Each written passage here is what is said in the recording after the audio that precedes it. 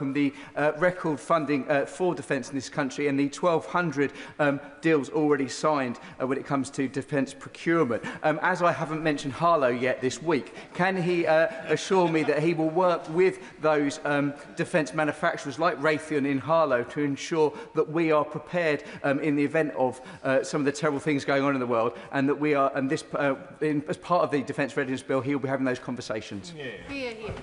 Well, my honourable friend is a real champion for Harlow and his constituency. Look, as we are increasing defence spending, we're directing more of that increasing defence budget at British companies, not just the large ones, but British SMEs as well. I'll be very happy meeting with him to discuss how we can support the SMEs in his constituency to receive more of a share of that increasing defence budget with this government.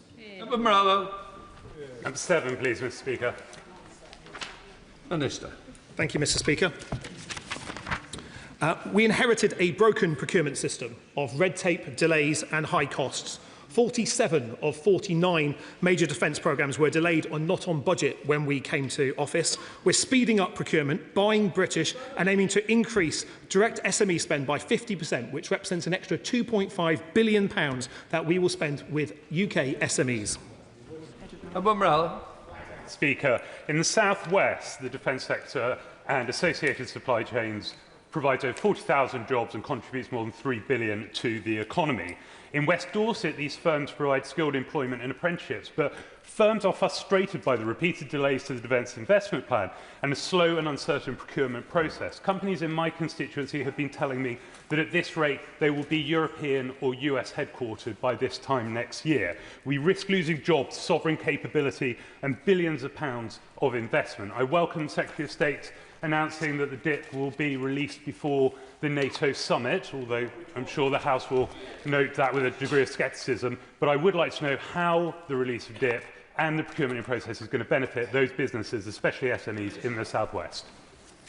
Well, can I thank him for his question. As a fellow South West MP, I know how important defence is for businesses large and small in our part of the world. That's why since the general election we've signed 1,200 major defence deals. We've done the analysis on just 500 of those. That represents 500 of those contracts delivered benefit for 8,000 SMEs and micro SMEs. We'll continue to increase the amount of spend that we have directly with small businesses, just as we're speeding up the procurement, because we inherited a system that was broken, that didn't work, and we're speeding it up to make sure we can get more contracts to those brilliant innovators in our economy as soon as we can.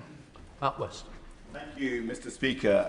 Those of us who are interested in subsea cables will have been very delighted to hear the news announced over the weekend about this AUKUS arrangement that the government was speaking to and the development of new technologies with unmanned drone vehicles for subsea capability. Can I just ask the Minister, beyond that, to be looking also at the drone capability in this country, specifically companies like Skycutter and other sovereign capabilities that we have, to ensure that with the investment plans, that we get the right investment into those companies to make sure that they stay here in the United Kingdom? Well, can I thank my honourable friend for his question? He's absolutely right. After many years of much talk under the last government about AUKUS Pillar 2, this government has delivered a project and a capability that will, in the hands of our warfighters, both British, Australian and American, make a real difference. But he's right to talk about autonomy and drones. As a government, we are committed to increasing the funding for drones and for autonomy. We've invested in more capabilities in the United Kingdom, and we're actively exporting those capabilities to our friends and allies abroad. He should expect to see more of that in the Defence Investment Plan be published. Drew Stone. Thank you very much, Mr. Speaker. Falcon Works, part of the BAE Systems family, and the Enterprise Zone at Wharton have been at the cutting edge of learning the lessons from rapid deployment and redesign of unmanned aircraft in Ukraine. And a key part of that is including that pre-investment in research and development as part of procurement of defence systems. So will the Minister commit to continuing to work with companies like Falcon Works that support huge amounts of jobs in Fylde and across Lancashire?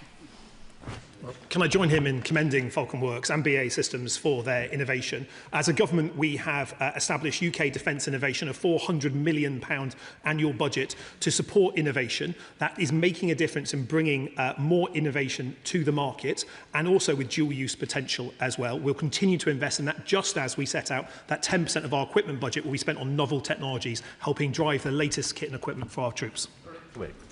Thank you, Mr. Speaker. I know with interest the Minister rightly says that the need to focus on drone production is something that's gaining more and more ground. But can you tell me, are we anywhere near understanding within the MOD the sheer size and numbers of drones and counter-drones that will need to be produced both now and in the future and on a mass scale should any conflict break out? Can you give an assurance of how that is understood within the MOD? Yes, I can. One of the key pillars of the Strategic Defence Review is learning the lessons from Ukraine, and that is when it comes to autonomous systems and drones, not just the continuing investment that we are making in those high-end drone capabilities, both ISR, one-way strike and other capabilities, but also how we can deliver mass effect as well. Due to the rapid iteration of drone technology, it doesn't necessarily always make sense to have a warehouse full of millions of drones, but having the ability to produce millions of drones with recognising the shortages in the supply chain, especially around motors and magnets and cameras, for instance, is the way that we can enhance our capabilities and enhance our deterrence. So it is something we're actively working on. James McLeary. Thank you, Mr. Speaker. I regularly meet with defence SMEs and they tell me the same thing. Without a defence investment plan, investment decisions are being delayed, expansion plans are being put on hold and opportunities risk being lost overseas. British firms stand ready to grow, hire and strengthen our national resilience, but continued delays from government are creating undamaged uncertainty across the sector. So can the Minister tell me, has his department, or indeed any other government department, conducted an economic assessment of the impact the delay is having on British businesses of the publication of the Defence Investment Plan? And if not, will he commit to publishing one? Well, I can tell him what the 1,200 contracts we've signed since the general election, because we're not waiting for a defence investment plan to sign contracts with companies large and small. They're producing new jobs and new apprenticeships, more demand for skills, new technologies being used by our frontline forces and exported to our allies. All the work that he suggests is part of our bigger picture for the Defence Investment Plan. We know that the increased defence spending will produce more UK jobs. We're spending more with British companies. We'll continue to do so. And I will stand up for our armed forces and our defence industry. And I hope that he will be able to talk our defence industry up rather than talk it down as he has today. Wendy Chamberlain. Question 8, Mr. Speaker. Mr. Speaker, with permission, I'd like to answer questions 8 and 14 together. This government's making the biggest increase in defence investment since the end of the Cold War. This year alone, we have more than 11 billion more in the defence budget than in the last year of the last government. And as the Prime Minister said in February, we're going to have to spend more faster, and we will. Thank you very much, Mr. Speaker. Building our military capability is vital in this world of increasing instability, where Putin continues to wage war in Europe, as we've heard, and Trump rips up the alliances that once kept us safe. Investment in deterrence is far better than fighting a war unprepared. Key to getting UK businesses access to the Security Action for Europe programme is vital. So can the Minister confirm if talks have restarted with the EU in this regard, and if so, what progress has been made? Mr. Speaker, I mentioned this in a previous answer. We are indeed looking to participate and to be able to take advantage of the European Union's loan scheme for Ukraine. This is a way that we could accelerate good kit into the hands of the Ukrainians and ensure that British-made kit and British firms can make a big contribution to that. Victoria Collins. Thank you, Mr. Speaker. My constituent Fraser puts it best when he says, At a time when the world is increasingly dark and uncertain, and when the UK's defence capability is well below the level required, defence bonds are surely one which would gain support across the political spectrum. I know that I would happily invest. Mr. Speaker, with all of us here in the United Kingdom also paying the price every time we check out or pay a bill, the Liberal Democrat calls to issue £20 billion of defence bonds would be an injection of funding in our security but also our economy. So I'd like to know, what are the government waiting for? Well, Mr. Speaker, I remember for at least 6 months after the last election, she and her party were urging us to raise defence spending to 2.5% of GDP by 2030. We've done better than that. We're hitting 2.6% next year, 3 years before anyone expected, including her party. We will go further, and I look for her support when we do. That's in charge of the Select Committee. Thank you very much, Mr. Speaker. Some right honourable members have advocated for defence bonds, but as the Secretary of State will be aware that the Defence Committee has examined in detail various defence financing options, including the Defence Security and Resilience Bank, for which the Canadians have stolen the march on us, even though the idea was developed by a former British Army officer. There are multilateral defence mechanisms, and other nations have opted for a loosening of the fiscal rules just for defence. Obviously, this is not an either-or option, but given the increased threats and the level of volatility, we must accelerate investment in defence to 3% GDP spend in this Parliament. So, given that context, Secretary of State, what is the government's option? What is its pursued course of action? Because we cannot keep plodding along at the current pace. We must meet the moment. With all due respect, and I have a great deal of respect for my honourable friend, his description of the biggest increase in defence spending since the end of the Cold War is hardly a plodding path.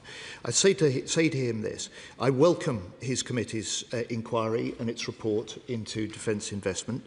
I know Gordon Brown, the former Prime Minister, that has been commissioned by the Prime Minister to look at multinational financing of security in the future, will use his report as an important part of his work, which I welcome. But I just say to him, he will be aware that the Prime Minister in February in his Munich speech said, we must build hard power because that is the currency of the age. We know we must spend more faster, and I just say to him, we will. Speaker. With permission, Mr. Speaker, I should like to answer questions 9 and 13 together. This year we have provided £480,000 to part-fund 130 Armed Forces Day community events, up from 85 last year. The national event on the 27th of June will be in Aldershot and Farnborough, celebrating and thanking our armed forces who are doing a brilliant job keeping the UK secure at home and strong abroad. Armed Forces Day has an important purpose: to reconnect society with our armed forces and to communicate why a strong defence matters. That reply. To celebrate Armed Forces Day this year in Rochdale, we'll have not only the usual flag-raising ceremony at Rochdale Town Hall, but also on Saturday, June the 27th, we'll have a free community picnic with live music from local bands and from military vehicle displays at Deanhurst Park. Would the Minister join me in thanking Adam Trenery of Get Together After Serving, known as GTAS, in Rochdale, who has put on this marvellous event, and also thank him for all the work he does all year round? Absolutely. This government is very proud to support veterans in Rochdale, and I'm so pleased that we've been able to provide funding for what sounds like a fantastic Armed Forces Day event. And a huge thank you to Adam Trenery and GTAS for the amazing work that he's doing to support our service people and veterans. Whether the Armed Forces Day flag-raising ceremony that he refers to at Rochdale Town Hall or the military breakfast, I know that we are very proud to support our service people and veterans and our communities for the contribution they make to our society. You on standby? Forces Day is as important as ever, and I look forward to attending Falkirk's Armed Forces Day on the 4th of July in Calendar Park. It is important that Falkirk's veterans are heard there and every day. I met with Forth Valley veterans together last week and heard from many brave men and women who served their country that they feel politicians have not been listening for a long time, a perception we must take seriously and seek to reverse. What will ministers do to support veterans' voices being heard before, after and during Armed Forces Day? So the new Valour programme, as well as making it easier for veterans to access the care and support that they deserve, will also crucially improve how we make sure that they have their voices heard. We have opened the first 14 Valour centres just in March just gone, and applications for round 2 for further centres are currently open. In addition to Valour, we also have the wider services support, such as Op Courage for mental health or Op Restore for physical health, as well as Op Fortitude for those at risk of homelessness and Op Ascend for employment support. All of these veterans can access, and I welcome any feedback on this. Julian? I fear I know the answer to this question in advance, but I shall ask it anyway. Would not one way of reconnecting society with the armed forces at Armed Forces Day be to revisit the testimony given to the then Defence Committee in March 2017 by 4 eminent professors of law, showing how it's possible to protect veterans from being hauled before the courts for using lethal force against terrorists in the act of committing terrorism? That testimony deserves revisiting. It shows it can be done. Will the government re-examine it and reinstate the immunity and the investigative processes which enable it to be done? He is very well aware of how strongly I believe that it is important that those who have been victims have a right to have investigations, and this includes into the murders of British service personnel. I do take his point, and I'm sure people are very well aware of the point that he makes. Josh Babrin. Thank you, Mr. Speaker. This Armed Forces Day will mark the first that Eastbourne commemorates without Staff Sergeant Pauline Cole, a local veteran who died last year.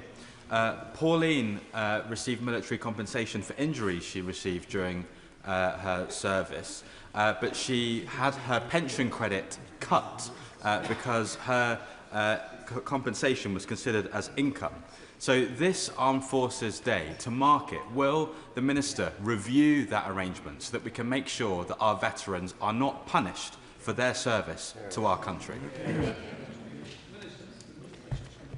I thank him for raising this important issue, and I'm very sorry to hear that about Pauline. As I'm sure he is aware, the interplay between benefits that are available to the general public and military benefits can be complex, but I do think it is important to state that there are mechanisms to ensure that no veteran is left out with how those benefits interplay. If he's able to write to me with the specifics, I will be able to clarify if the correct processes were followed. Picture. Thank you, Mr. Speaker. Question number 10, please.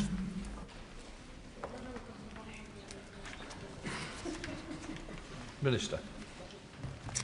On the 21st of May, I visited the London Oratory School to meet with cadets and announce the first ever National Cadets Week, which will take place in October 2026. This week will celebrate the cadet forces, which are one of this country's most effective youth organisations. And a new Cadets Action Plan will set out the government's long-term vision to deliver on the Strategic Defence Review recommendation to expand our cadet forces. Picture. Thank you, Mr. Speaker. I welcome the announcement of the first National Cadets Week, and I look forward to the new Cadets Action Plan and the long-term vision for cadet forces. The figures released last week showing that more than 1 million young people are not in education, employment or training are deeply worrying, both for young people themselves and for the wider society. Cadet forces can help meet that challenge by giving young people confidence, discipline, skills, structure and a sense of purpose, supporting them to succeed and thrive. How will the Minister ensure that cadet opportunities are not only maintained but expanded so that young people in communities such as Doncaster East and the Isle of Axholme continue to benefit? He is absolutely right to highlight how fundamental the cadets can be, particularly for those who are at risk of not going on to further education, employment or training. Cadet Forces provides a fantastic opportunity for young people to have a go at something that isn't school and to gain confidence and find out what it is that they want to do. The Cadet Action Plan will have 3 key aims. Firstly is to how we can recruit and support adult volunteers, without whose amazing work we wouldn't have the cadets at all. Secondly, to make sure that we have the correct support, including support to infrastructure for our cadets. And thirdly, to make sure that every young person in this country is aware of the amazing things that they can gain from the cadets. Robert Jenry. For a town like Newark, the establishment of a combined cadet force at the Newark Academy was an incredible step forward. It brought discipline, respect, training opportunities, and a sense of pride. It was very unfortunate that the Department for Education chose to cut the funding so that it's more difficult for other schools, particularly ones like this in working class communities, to establish new combined cadet forces in the future. What can the Minister say to ensure that the funding is in place, so this is not just a preserve of those with grammar schools or public schools, but that all communities, like the one that I represent, have the opportunity to have combined cadet forces in the future? Yeah, well done. I'm sure he'll be well aware that we've committed an additional £70 million to fund the expansion of the cadets, something that his government never did. Alex McIntyre. Number 11, please, Mr. Speaker. Thank you, Mr. Speaker. SMEs are crucial to our success. Through the Office of Small Business Growth, we're cutting red tape and getting our ambitious SME target to additional £2.5 billion by summer 2028.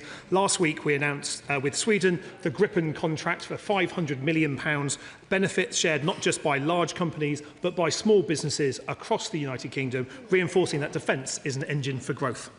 Alex McIntyre. Thank you, Mr. Speaker. Can I associate myself with the remarks the Secretary of State made in relation to Romania? Last week, I visited Romania with the Armed Forces Parliamentary Scheme and met with Armed Forces personnel who are part of the NATO air policing mission. The incident with the drone from Russia shows just how important that mission is and the good work that our Armed Forces personnel are doing in Romania as we speak.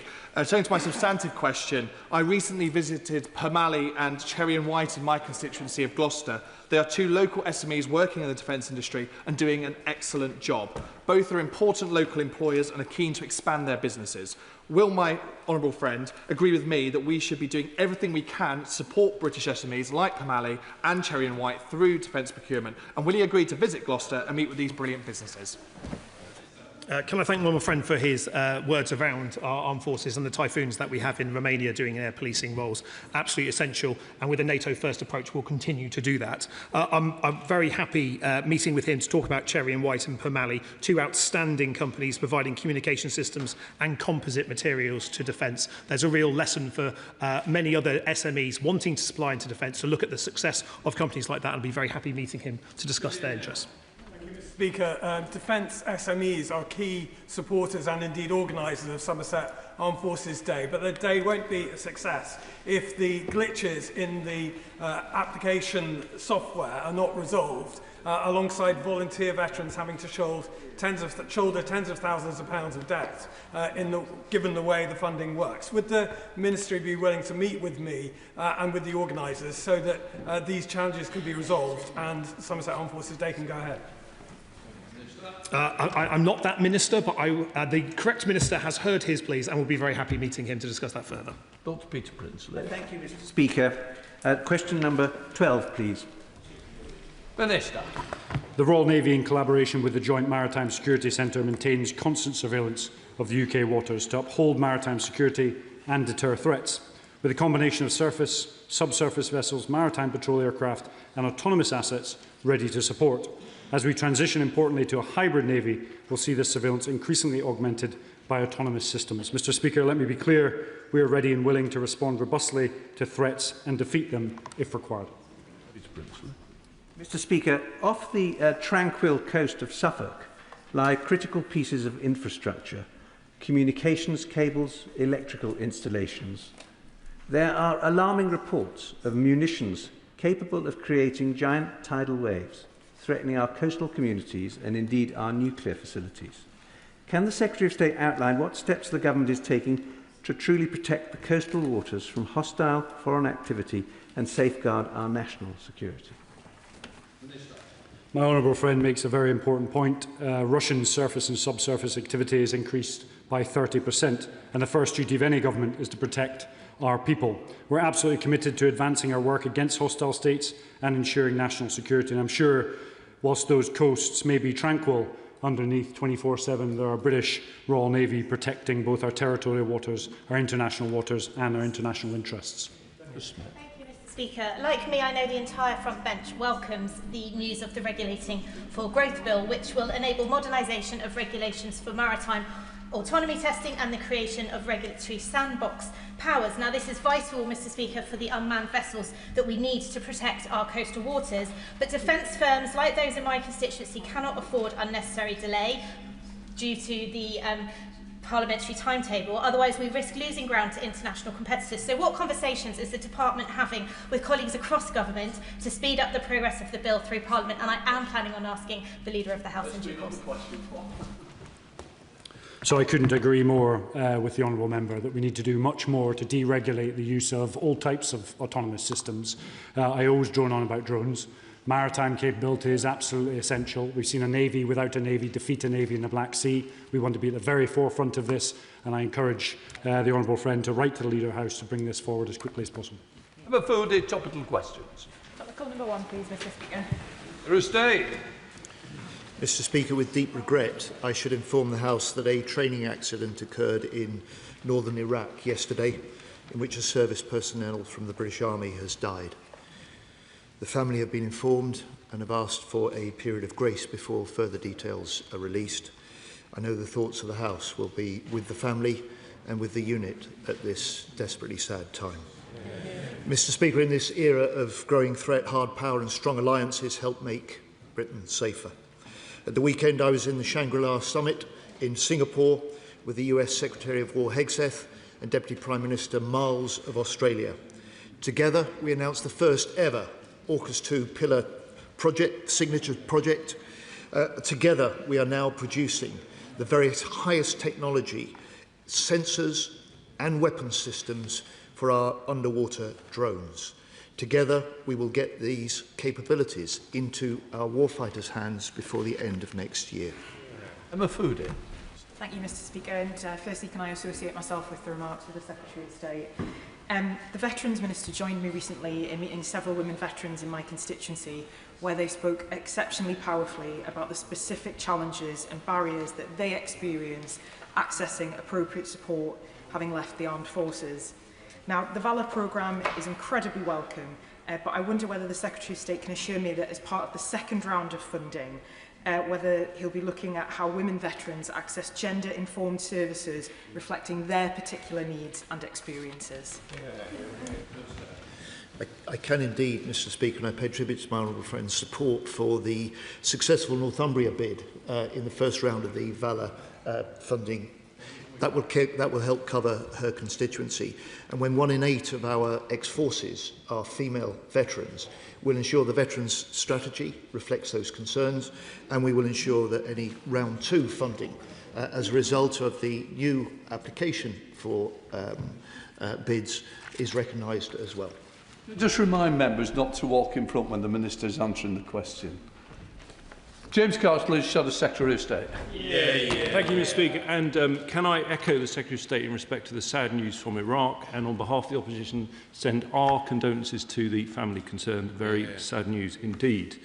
Simple question for the Secretary of State. Has the Treasury signed off the Defence Investment Plan? The honourable gentleman may not have heard me when I answered before, and I can say to him very clearly, the Prime Minister is determined that we publish the Defence Investment Plan before the NATO summit. James Cartledge. Well, Mr. Speaker, no wonder the Defence Investment Plan is so late. Labour still haven't worked out how to pay for it, Mr. Speaker. But the good news is others have. Lord Robertson, former Labour Defence Secretary, said, "We cannot defend Britain with an ever-expanding welfare budget." And Tony Blair himself warned last week that by the end of this decade, we could be spending more on incapacity and disability benefits than on defence. No serious country can do that. Isn't the truth that whoever becomes the next Labour Prime Minister must do one thing above all else to boost defence? cut welfare and spend the savings on the British Armed Forces. Mr. Speaker, the honourable gentleman has brass neck. I have to say, there is no recognition of the fact that we are increasing defence spending by a record amount since the end of the Cold War. No recognition that this year the defence budget will be £11 billion greater than in his last year in government. No recognition that there are contracts in place, including the AUKUS Pillar 2 contract, which we've signed and he didn't when he was the minister responsible. I welcome the government's commitment to defence procurement that supports British jobs. However, Mr. Speaker, tens of thousands of jobs in Lancashire are reliant on fast jet production. Britain needs new jets and we need to maintain the skills for these next generation of jets. So will the Secretary of State commit to protecting jobs, maintaining these critical skills and providing the jets that we need for our country's defence by ordering British-made Typhoons for the RAF? This government's proud to support Typhoons. We've announced a £500 million upgrade for Typhoons, including new radar, and we've helped secure the export deal for 20 Typhoon jets to Turkey. We're continuing supporting the brilliant jobs at Wharton, Salisbury and across the United Kingdom in Typhoon production and expand into more autonomous craft as well, supporting Typhoon for many years to come. We still look forward to the next order, though. Dr Ben Spencer. Thank you, Mr. Speaker. What is his assessment of the extra investment in defence and the extra kit Ukraine will need as a consequence of us handing money to Putin due to relaxation of oil and gas sanctions? As the member will know, we're increasing sanctions on Russian oil. We're increasing sanctions. I entirely appreciate how the opposition has decided to depart from the principle of cross-party support to play party political games, but doesn't stop it being true. We're increasing sanctions on Russia. And a Dixon. Thank you, Mr. Speaker. I recently met with defence SMEs in Shipley. They want to recruit young talent, including engineers and programmers, for designing and building technologies used in drones.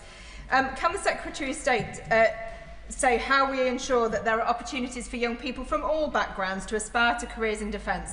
And what is the government doing to invest in the skills we need to protect these isles and secure our future? First of all, Mr. Speaker, we're directing defence investment first to British firms that increase British jobs, increase apprenticeships and skills and opportunities for young people. Secondly, we're opening up recruitment to the armed forces for direct entry for those with cyber skills. The first cohort have already been recruited. They're deployed much quicker than the normal route, and the early reports from every one of their units is overwhelmingly positive, so we're moving in now to recruit the second tranche of those direct cyber recruits. Chris Caldwell. Mr. Speaker, last year almost 4,000 non-commissioned officers, an entire brigade, left the British Army. One of them, an infantryman with 4 tours of Iraq and Afghanistan, told me that the reason he was leaving was because whatever the policy says, in practice, late entry officers are almost always only employed in administrative, not combat roles. Will the Minister meet with me to explain why we are losing hundreds of our most experienced soldiers entirely unnecessarily? Throughout my tenure, I've worked with many late entry officers in combat roles. I'll take the issue away and look into it in detail, but I'm pretty sure that's a misrepresentation of the totality of late entry officers across our armed forces in the Navy, Army and Air Force. Nashaba Khan. Not here. Adrian Ramsey. Thank you, Mr. Speaker. The Joint Intelligence Committee report described ecological collapse and climate breakdown as posing catastrophic and irreversible risks to UK security, including conflict, food and water insecurity, supply chain disruption and forced migration. Does the Minister agree that the destabilising impact of climate and nature crisis is one of the biggest security national risks facing Britain, and what steps is the Ministry of Defence taking to coordinate critical actions across government? Yes, we do. We know that climate change is driving a number of increasing threats. We also know that as a department we're cutting our carbon emissions and supporting nature recovery. We do that not just because it's the right thing to do, because it increases our war-fighting readiness. We know from Ukraine a diesel generator can be seen by an ISR drone many kilometres away. We know that if we continue with the use of fossil fuels, we're at a strategic disadvantage on the battlefield. That's why we continue to invest in new technology in this regard. Murphy. Thank you, Mr. Speaker. Basingstoke is home to a number of vibrant and successful cadet forces, air, army and sea cadets, as well as a number of combined cadet forces at the Costello and the Vine schools. Would the Minister join me in paying tribute to these fantastic cadet forces, set out what she is doing and the government is doing to support them, and perhaps commit to a visit to meet some of the wonderful cadets in Basingstoke? I thank the honourable member for highlighting the fantastic work that the cadet groups are doing in Basingstoke. They exemplify the confidence, independence and community spirit fostered by MOD cadets across the UK. We are launching the first ever National Cadets Week in October 2026 and crucially developing a Cadets Action Plan to expand the cadet forces. Firstly, by improving the offer to our wonderful adult volunteers to ensure that they have the right support and resources, including infrastructure, and making sure that we are selling the offer to our young people for all the amazing things they can get from the cadets. And I would be happy to visit when my diary allows. Rebecca Paul. Thank you, Mr. Speaker. There were concerning reports at the weekend about GCAP being delayed. We know the funding for Edwing agreed in April is due to run out this month. Can he guarantee that a new deal will be signed and in place before the end of June? I appreciate the honourable lady's question. We support GCAP as a government and will continue to do so in the months and years ahead. Paul Davis. Thank you, Mr. Speaker. Across the country, young people build confidence, independence and learn the value of community engagement through participation in cadet groups. Thongsbridge Army cadets in my constituency demonstrate why cadets are such an important part of our community, and I thank the young people and their leaders for their dedication and hard work. Can the Minister outline in more detail what measures the government is taking to support groups such as Thongsbridge Army cadets? I thank the honourable member for rightly highlighting the wonderful work that the Thongsbridge Army cadets do. As he rightly says, they exemplify the wonderful things that young people can gain in the MOD cadets across the UK, as well as in his constituency. So I can confirm we're launching the first ever National Cadets Week in October 2026 and developing a Cadets Action Plan to expand the cadet forces, firstly by improving the offer to our amazing adult volunteers, ensuring they have the right resources, including infrastructure, and making sure we rightly communicate to our young people the amazing things they can gain from the cadets. Thank you, Mr. Speaker. Can I just associate myself with the words of the Chair of the Defence Committee earlier on the need to get to 3%? And can I just ask the Secretary of State, given that we are one of only 2 countries in the European continent to run a nuclear programme, does he agree with me that when you knock out the nuclear programme, we're actually spending more like 1.7, 1.8% on our conventional defence? And that compares rather more with Spain than it does with countries like Poland or Estonia that are spending more like 4 or 5. Does he therefore agree that we need to uplift immediately? Mr. Speaker, we must spend more, we must spend faster, we will, as the Prime Minister has said. And on our nuclear deterrent, I'm proud that this is a government that is putting £6 billion in this Parliament to increase the productivity of our submarine building, to raise levels of production and to increase the pace of the build of the submarines in future. I welcome that since the government took office, defence funding has increased by more than 7.5%. Ukraine maintaining its sovereignty against Russia is vital for European security and therefore British security. I therefore ask the Minister if the government is committed to increasing the proportion of defence spending going to Ukraine to align with the increase in defence spending more generally. Ukraine is doing a valiant job holding back the illegal Russian invasion. There's 4.5 billion of UK military support gone to Ukraine and a total commitment of 21.8 billion. It's really important it goes to the right place, and that's why we've reviewed where that money is going to make sure that the maximum amount of impact can be derived from every pound that goes to Ukraine. Thank you, Mr. Speaker. Following the recent challenges deploying HMS Dragon to the Middle East at short notice, Will the Defence Readiness Bill mentioned in the SDR urgently review how more of our Type 45 destroyers can be made more readily available to defend against aerial attacks? Yes. Neil. Thank you, Mr. Speaker. When the Secretary of State orders those typhoons from Lancashire, will he commit to ensuring that they are fuelled by SAF made in northern Lincolnshire? We've set out our intention to increase the amount of sustainable aviation fuel that the RAF uses. Far from it being a sign of weakness, it's a sign of our increasing security and sovereignty over our fuel supply, recognising the changing world that we live in, making sure that our RAF will continue to fly whatever the constraints on fuel in the future. John Lamb. Thank you, Mr. Speaker. I recently visited Wiltshire cadets in Old Sarum, and I very much welcome what the Minister said about Cadets Week. Would she ensure, though, that all the schools, particularly in pride in place areas like the one in Salisbury, would be made aware of the transformational opportunities of attending cadets? Because I think that would be a great way of expanding the uptake, which I'm sure she's aiming for. He makes a very good point, and I'm commuting with the Department for Education because it's absolutely vital that we communicate the amazing things that cadets can do to complement the education delivered in schools. Lorraine Beavers. Mr. Speaker, I welcome the Government's announcement to select Blackpool and Fylde College as a Defence Technical Excellence College.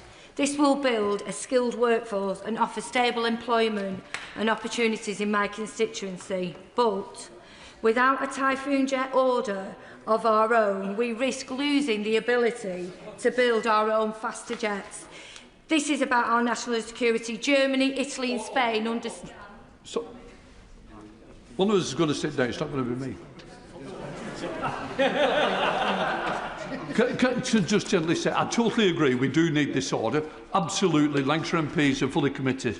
But when we're on top of this, we've got to shorten the original question down. I'm sure the Minister will have got the drift of why we need the order. We're proud to support Typhoon, and I was proud to be in her constituency to unveil the Defence Technical Excellence College. She has some brilliant students undertaking amazing training that will give them the skills to work in BA systems, producing Typhoons for our allies and potentially other craft in the future. We'll continue to support Lancashire and their aerospace sector.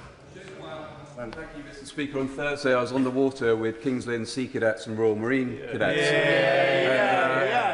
As the Minister will know, the Army and Air Force cadets are funded wholly by the Ministry of Defence. But what provision will the Royal Navy make in order to fund vital equipment such as the new boats that those cadets need?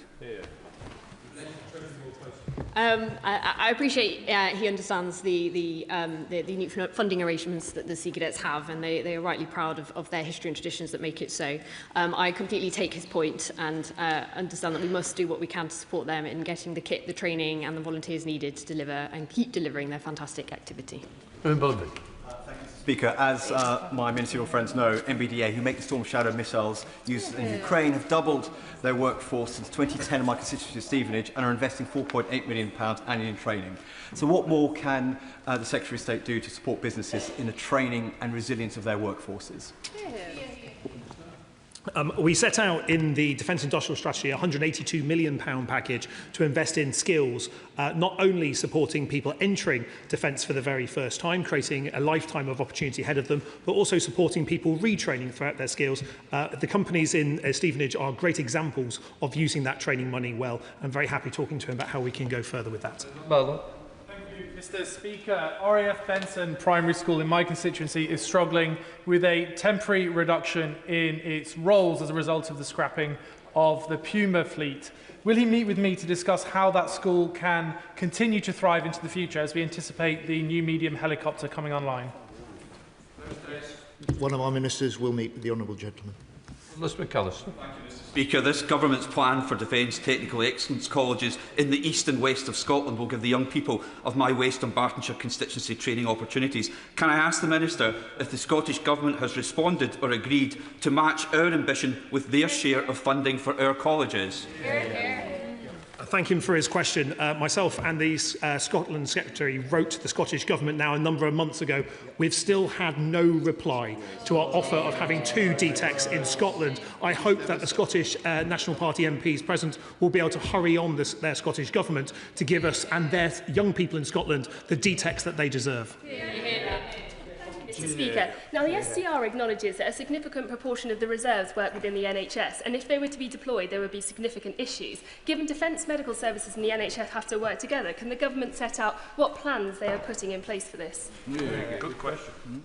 Our work to reinvigorate the strategic reserve is absolutely vital, and it is an issue that has not previously been thought about in the detail that it needed. This government is utterly committed to making sure the strategic reserve is ready to meet the demands that may be placed on it, including, as she says, workforce implications. My constituent David Hewitt was dismissed from the RAF just days before the Armed Forces lifted the ban on LGBT service personnel. He was dismissed simply for being gay. He is still, years later, waiting for the restoration of his rank and financial redress. What can the Minister do to expedite this process? And does she agree with me on this first day of Pride Month how unacceptable that legacy is? I completely echo his sentiment at how unacceptable our LGBT service personnel were treated. As he will know, the LGBT FRS scheme has made significant progress, but has not yet completed. If he's able to write to me with details of his constituent, I will look into it as a matter of urgency. For the best objection. Speaker, last month the government announced that it has finally taken delivery of the 47th F-35B, thus completing our initial tranche of the order. However, that's not strictly true because 2 of those planes, ZM177 and ZM179, are currently stranded in the Azores and have been there since March the 9th. That's nearly 3 months. Can the Minister explain why the planes are stranded there and who holds responsibility for completing their delivery? Is it Lockheed Martin or is it the Ministry of Defence? I think for a gentleman who has so many PQs, I'm surprised he's not kept up with those 2 planes. I'll be sure to write to him, giving him the full details, or get another PQ, in which he will be able to inform himself of the information there. Mr. Speaker, Bovington Camp in South Dorset has a long list of outstanding repairs. Pothole-ridden streets, persistent fly tipping and no working street lights on King George V Road, just to name a few. So will the Minister work with me to ensure that the Defence Infrastructure Organisation carries out much-needed repairs and fulfils their most basic maintenance responsibilities? Bovington's an important base for me, and I recognise the concerns that the honourable gentleman mentions. I'll be very happy meeting him to discuss how we can resolve those. Testament. Thank you, Mr. Speaker. I wonder if the Minister could tell me the date on which the very first documents were closed relating to the Chinook air disaster, and why it is that ministers seem to have absolutely no overall oversight or responsibility or accountability when those decisions are made to close documents to the public. I would gently say I will write to her with specific information. I know she's put questions into my office about this issue as well, but I would just gently say that there are some very important provisions that govern these documents, including the protection of personal data. I would just like to state for the record how seriously I am taking this issue. I have the deepest sympathies for the families of the Chinook crash, and I understand they have their search for justice. I cannot comment in too much detail, but I would like to state I am very sympathetic. The government's strategic defence recommended an increase in the Army Reserve by 20%, but at the very same time, the government is closing Grantham's Prince William of Gloucester Barracks, which trains 70% of all Army reservists in the country. Will the Defence Secretary review this decision so that we have the capacity to train new Army reservist recruits? I'm sure he will understand that decisions about which activity is conducted where are taken across the UK, but I will write to him with further detail about the barracks he mentions. Very much, Mr. Speaker. Investment in the UK defence sector, especially defence SMEs, is desperately needed. What will the government do to build and drive forward investment for defence procurement SMEs? Well, thank him for his question for championing SMEs. We've established the Defence Office of Small Business Growth that stood up at the start of this year and is supporting dozens of SMEs already. We are also increasing direct spend with SMEs and reducing contracting time to enable SMEs to bid for more defence contracts. Minister. Tomorrow is the 32nd anniversary of the Chinook disaster, when we lost so many of our high-ranking anti-terrorist security experts. And yet the families of those individuals still crave the truth. With a saga where the department claimed for years it was pilot error, only to having to reverse that decision. And yet we still don't have the truth. We still have documents locked away for 100 years. And we have a situation where families are crying out for the truth. They hear talk about Hillsborough law and duty of candour. Why is the government continuing to cover up on this issue, particularly on the question of mechanical unfitness? He's absolutely right. Tomorrow marks a very sad anniversary, and I'm sure he'll be aware that members of my own corps sadly lost their lives in that crash. Myself and my colleague, we have met with the families and I have heard their challenges that they have faced. I am very sympathetic to them. I would gently say that where documents are closed for personal information reasons, that is something that we do have to respect. There are other people here, but I would just like to say I'm very sympathetic and I continue to meet with them as required. And final question. Okay, Mr. Speaker, Israel's illegal invasion of Lebanon is continuing unabated. Millions have left their homes and millions of refugees have fled to the north. Minister, it's happening all over again. People are suffering, civilians are dying. What is he therefore doing to suspend all military cooperation with Israel so they stop the Gazification of Lebanon? Mr. Speaker, we're urging both sides to scale down their activity, to respect the ceasefire, and for that to be part of the current ceasefire agreement in the wider Middle East, to be translated into a permanent peace, including between Israel and the Lebanese Hezbollah. These questions, let from bench change over.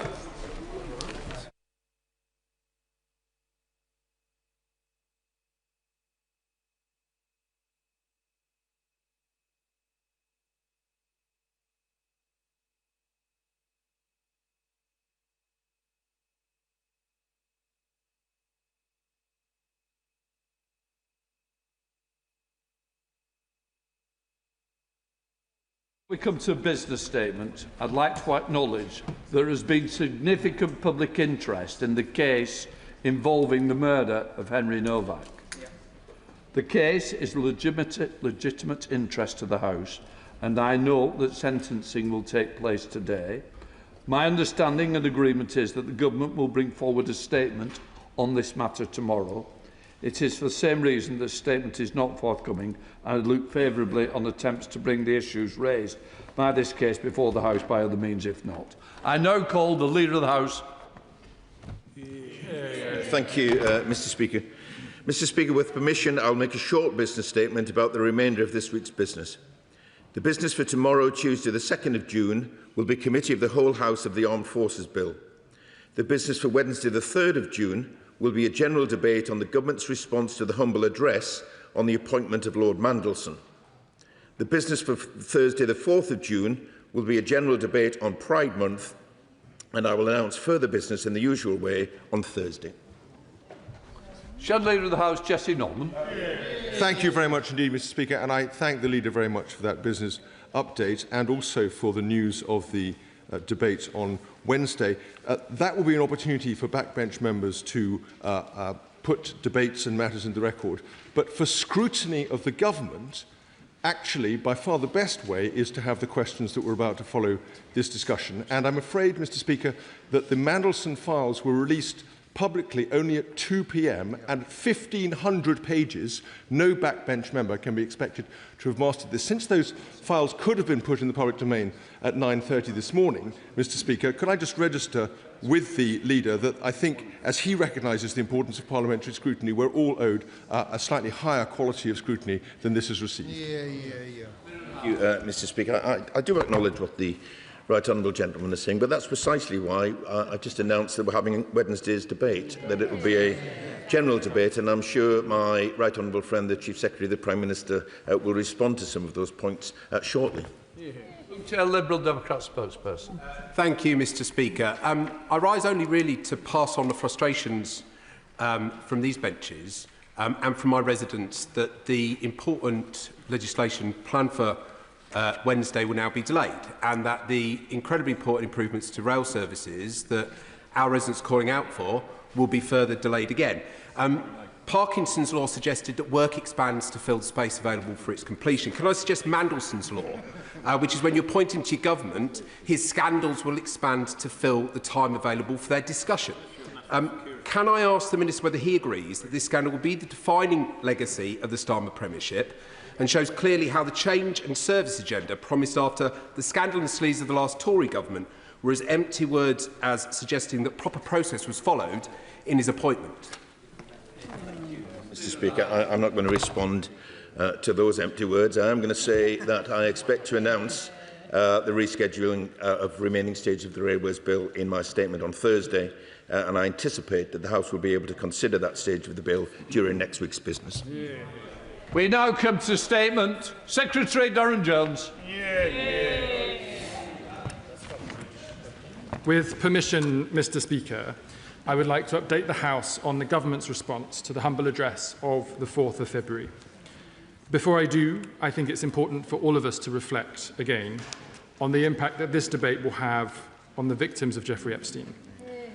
Members across the House will be aware of the truly horrific crimes he committed against countless women and girls, and we hold them in our thoughts when discussing these issues again today.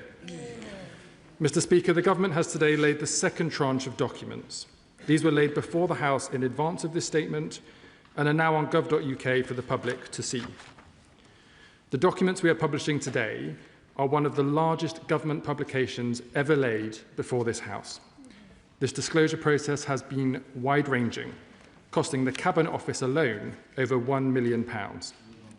As the House knows, this was an official-led process, with judgments made by senior officials, and I am grateful for the careful work they have undertaken right up until today's publication. Whilst the first tranche dealt with Peter Mandelson's appointment, withdrawal and severance, this second tranche responds to the parts of the motion which requested communications and documents concerning his appointment and vetting, as well as messages between Peter Mandelson and ministers, special advisers and civil servants in the months prior to and throughout the duration of his appointment. Mr. Speaker, I recognise that the House will need sufficient time to review today's tranche in full, given the size of the publication. As we have just heard from the Leader of the House, that is why I have secured government time on Wednesday for a subsequent general debate, so that there is an opportunity for members to ask further questions after today's statement. To inform that debate and for clarity and accountability, I draw the House's attention to the methodology set out in the publication today. This explains in detail how the Government undertook the disclosure process. I will not repeat that in full here today, Mr. Speaker, but I will make reference to a number of areas that I know the House has expressed an interest in previously. First, on redactions. In line with the motion, over 300 individual documents were referred under a process agreed between the Government and the Intelligence and Security Committee. I can confirm that no material has been redacted on the grounds of prejudice to national security or international relations without the Committee's approval. For clarity, all redacted material agreed with the ISC is labelled in the bundles today with 3 asterisks. Outside of this arrangement, this process does not change the important and well-established constitutional principle that national security and international relations judgments are ultimately for the Government. I once again express my thanks to the Intelligence and Security Committee for their engagement in this process.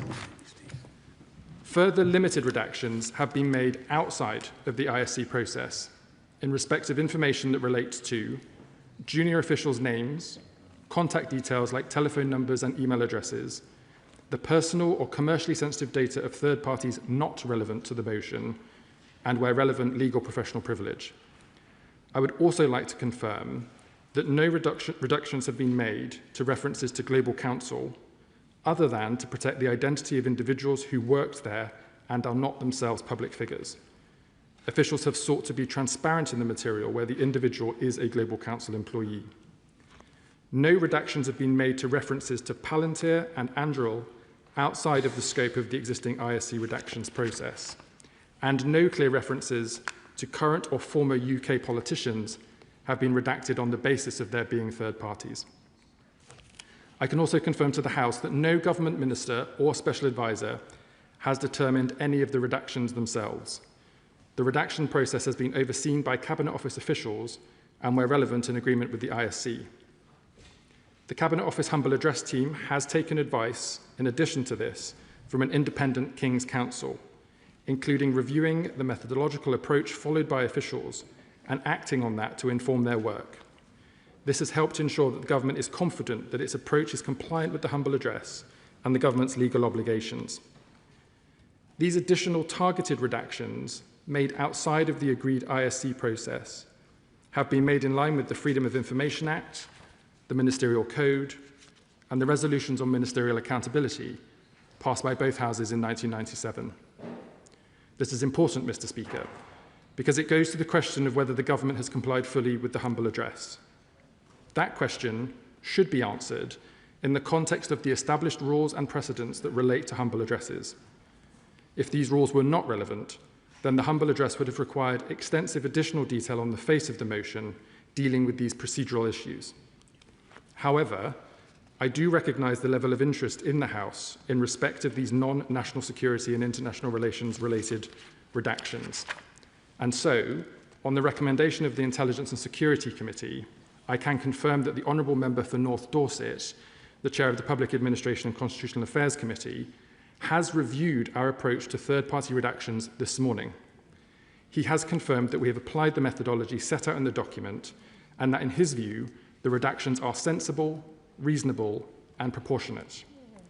I thank the Intelligence and Security Committee for this recommendation and the Honourable Member for the additional reassurance he has provided on this point. Mr. Speaker, as the House is aware, the Metropolitan Police has also asked the Government to withhold some material in scope of the motion, which they considered could be prejudicial to their ongoing criminal investigation or any subsequent prosecution.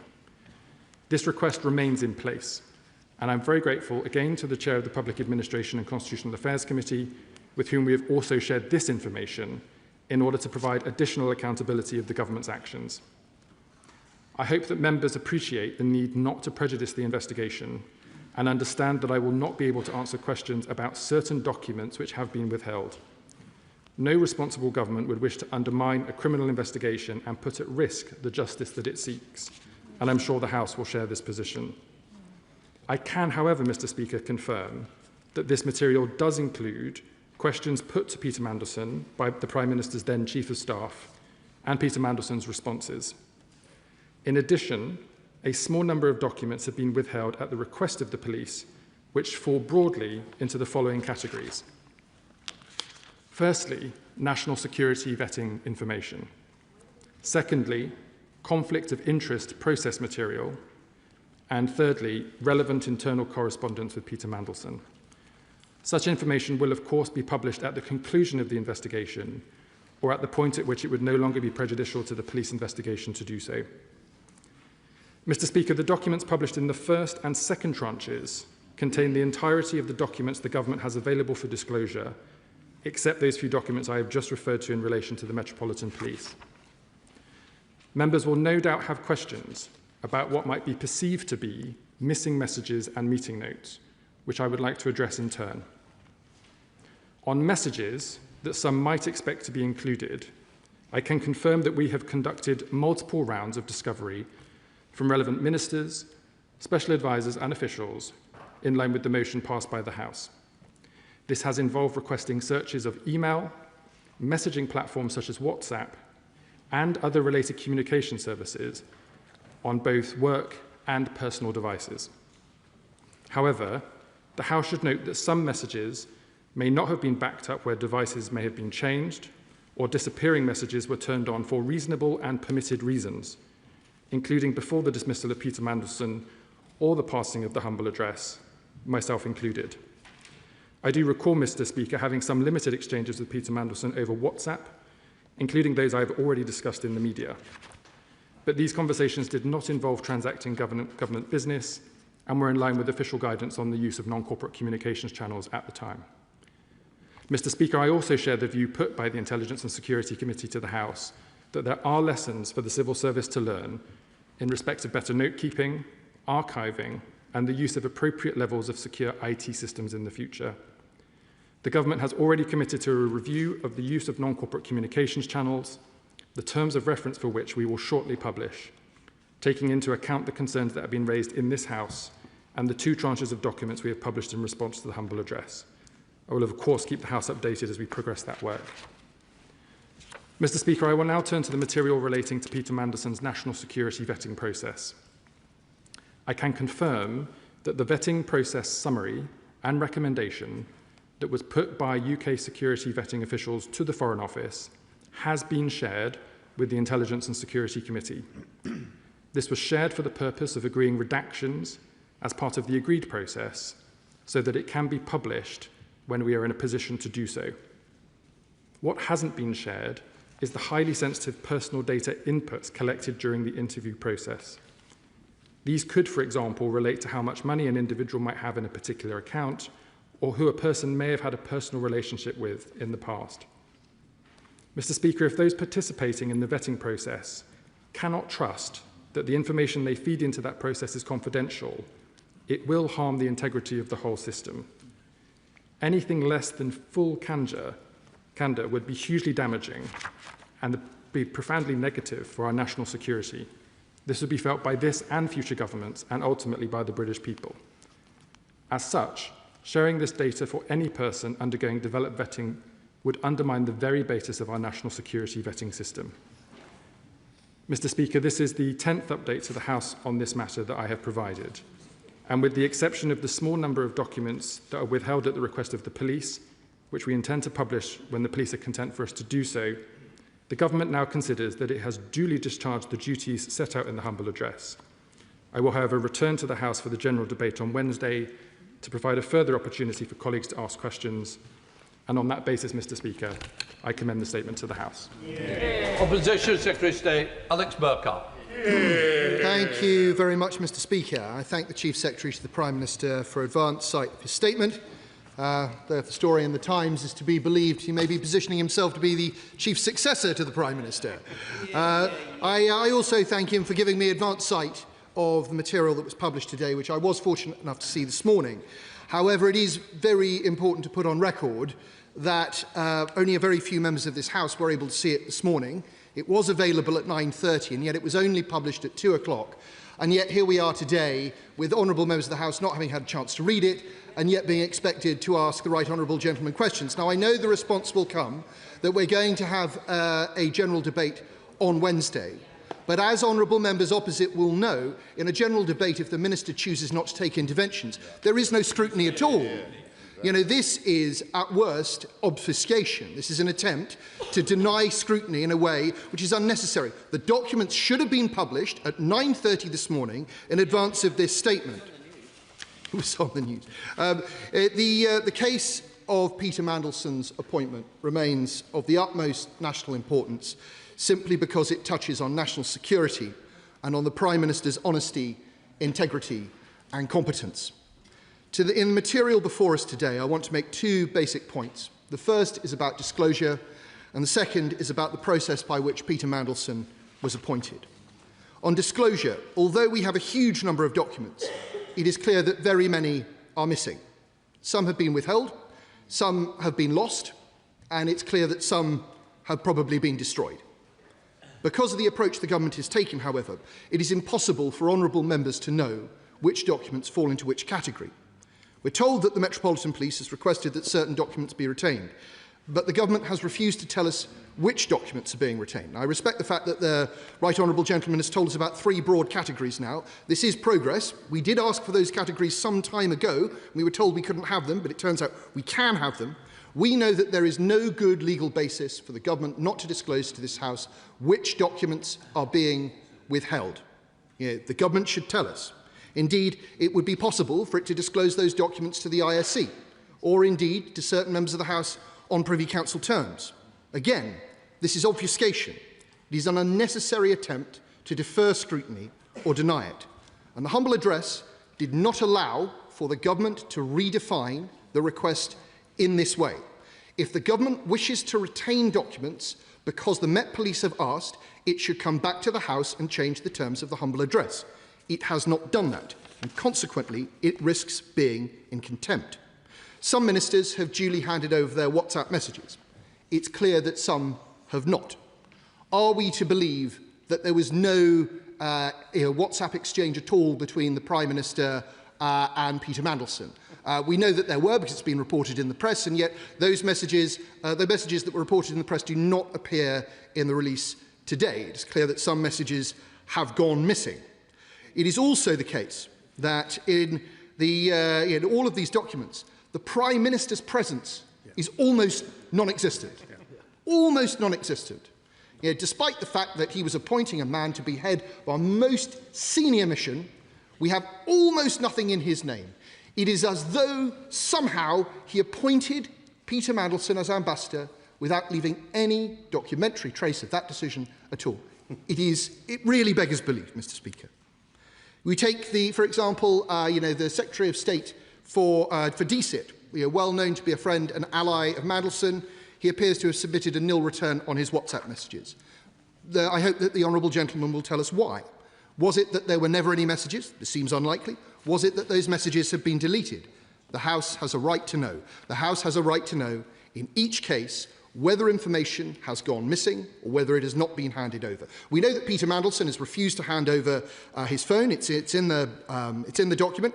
But we know that he was asked to give over his phone on the 31st of March, sometime after the humble address.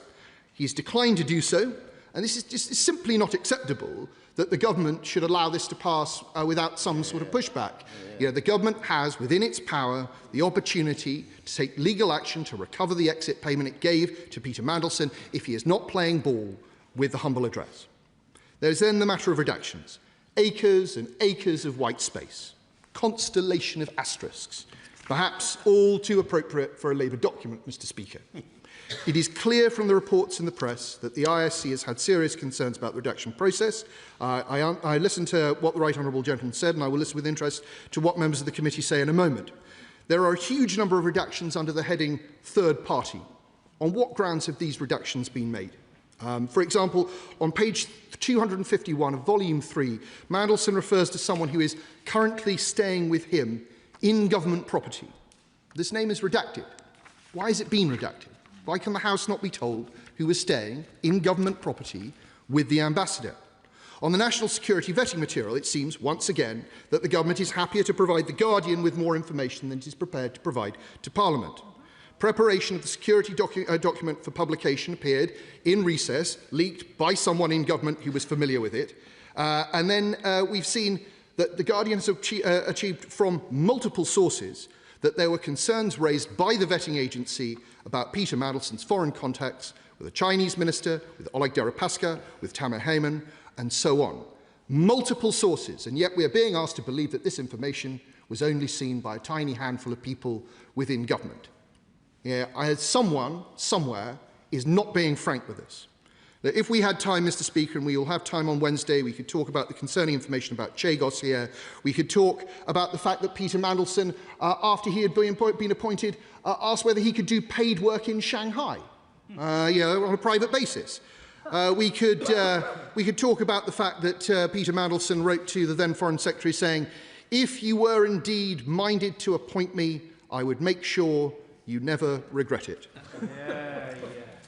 But the truth is that we must return once again to the process by which Peter Mandelson was appointed. And everything in the documents today show that the Prime Minister did not follow the instructions he was given by the then Cabinet Secretary on the 11th of August 2024. He was told to get security vetting done before the appointment was confirmed, and this the Prime Minister did not do. And he was asked to do that because the Prime Minister had been provided with a due diligence document by the Cabinet Office which said that Peter Mandelson had an ongoing friendship with Epstein after Epstein had been sent to prison, the fact that Mandelson had been a director of a Russian defence company which had supplied arms to Putin during Putin's invasion of Crimea, and the fact that he had maintained unhealthy business relations in China. And yet, despite this, The Prime Minister did not get the security vetting done before he made the appointment. He went ahead and made it anyway, and then the rest of the system was scrabbling around afterwards to try and make up for this error. But it was his error.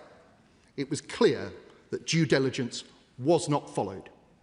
It is a failure that is visible from space. It is a failure that will define this Prime Minister's premiership. It is a failure that will be written as his political epitaph. Yeah. Secretary Jones. Mr. Speaker, and I thank the honourable gentleman for his questions. I think there were three broad questions, one on access to the documents today, second on what documents are available or not, and the third on the redactions process. In terms of access to the documents, Mr. Speaker, as I said to the House in the urgent question before the recess, I've been very mindful of the fact that given the significant number of documents being published today, that we wanted to create as much time as possible for the House to scrutinise them and to be able to ask the government questions. I agree that had I published these documents 45 minutes before standing up to give a statement for 45 minutes, that would have been insufficient in the circumstances. And I hope that he welcomes the lengths that I and the government have gone to, not just to provide these in advance today to himself, but also the Leader of the Opposition, the chairs of the relevant select committees and other stakeholders, but also by publishing them at a much earlier time compared to normal before the debate today, and then securing a general debate on Wednesday. In respect of the documents that are available, as I said in my statement, Mr. Speaker, this tranche plus the first tranche of documents represent the entirety of the documents that the government has available for disclosure, except for those that have been made available to the Metropolitan Police. He has invited me to list those documents given to the Metropolitan Police. As I've said from the dispatch box before, Mr. Speaker, I'm acting on the advice of the Metropolitan Police in not being able to do that, but I'm pleased that he welcomes the commitment we have secured from them to give a little bit more shape to that today with the categories of documents that are being held. I would remind the honourable gentleman, and indeed the House, that we have also shared the documents directly with the Chair of the Public Administration Committee so that there is an additional check and balance within Parliament without being able to share these documents more widely until the Met Police tell us. He also asked me, Mr. Speaker, about notification of the Prime Minister's decision to appoint Peter Mandelson as ambassador. I would refer him to the first tranche and the document from his Principal Private Secretary, number 10, communicating that decision both to the Foreign Office and to the Palace. And then finally, he asked me about the redactions process, which I think I set out in detail in my statement, Mr. Speaker, which was predominantly with the Intelligence and Security Committee where it relates to national security or international relations, and then second to non-national security redactions in line with established process and precedent, with the additional check provided this morning, again by the Chair of the Public Administration Committee, in relation to third parties, for which he has confirmed, I understand it, that he's happy with the process the government has followed. David Bentley-Thornbury, Chair of the Foreign Affairs Select Committee. Thank you very much, Mr. Speaker. Can I begin by thanking the Minister for giving me access to the papers at 9:30 this morning? Is it right, though, that amongst the 1,500 pages of documents released today, there is no written evidence of any mitigations being put in place, either to minimise Peter Mandelson's conflicts of interest or, more importantly, to reduce the risk to our national security that vetting had flagged? Due to his close connections with Russian oligarchs, senior Chinese officials, retired Israeli spy masters, and a debt of £1 million to buy shares in a secretive Israeli startup. Can the Chief Secretary please tell us, are we going to see such documents later because the police have got them, or do they just not exist at all? Can I thank the Honourable Lady for her question? And without inadvertently being able to name specific documents, I'm afraid the best I can say to her today in relation to those potential conflicts of interest is that, as I made clear in my statement, that nature of document has been made relevant from the Metropolitan Police's perspective in terms of their criminal investigation. Lisa Smart, Liberal Democrat spokesperson. Very much, Mr. Speaker, and I thank the Minister for advance sight of his statement, as well as members of the ISC and the member for North Dorset for their work on this matter. I want to acknowledge, again, the women and girls who found the courage to come forward about the abuse they endured at the hands of rich and powerful men. As we continue to discuss this, we must remember that those women are owed justice. When Peter Mandelson was appointed, UK security vetting advice was overridden. The then FCDO Permanent Secretary suggested that he was subject to constant pressure, and there's a line in today's files suggesting that senior people had expressed interest that the vetting process goes smoothly. Given the Minister's repeated assurances that there was no pressure from government relating to vetting, what does the Minister think that line refers to? We now know that Cabinet Ministers were privately praising and flattering Mandelson from before his appointment all the way to after his dismissal. Senior ministers showed a staggering lack of judgment. Could the Chief Secretary explain why so much business relating to one of the most controversial public appointments in recent years appears to have been conducted over WhatsApp? Private, informal and outside the official record, government by WhatsApp, which the Lib Dems have continually called for an end to, must end, because informal messaging outside official channels creates accountability gaps that should trouble us all. Does the Chief Secretary agree that government by WhatsApp must come to an end?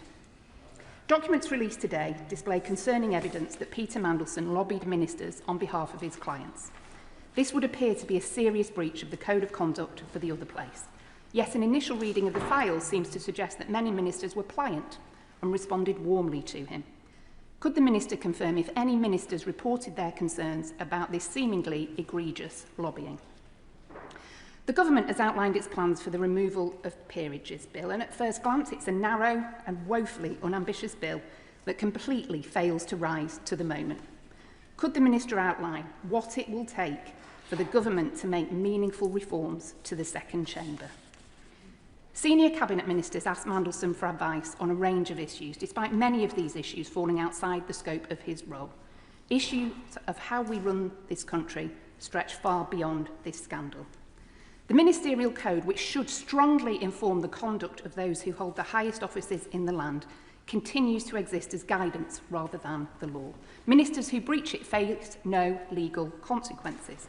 The Prime Minister can choose whether or not to act on the findings of independent advisers, and this means accountability is optional, and it's far from clear what consequences follow when rules are broken. Will the government now use this moment to bring forward legislation to enshrine the Ministerial Code in law?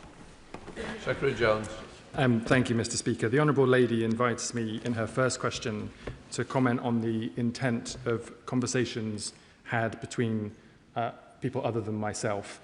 I'm sure the House will understand that all I can do at the dispatch box is refer to the documents disclosed in the bundle, given I was not privy to those conversations. She asked me a number of questions about the use of non-corporate communications channels.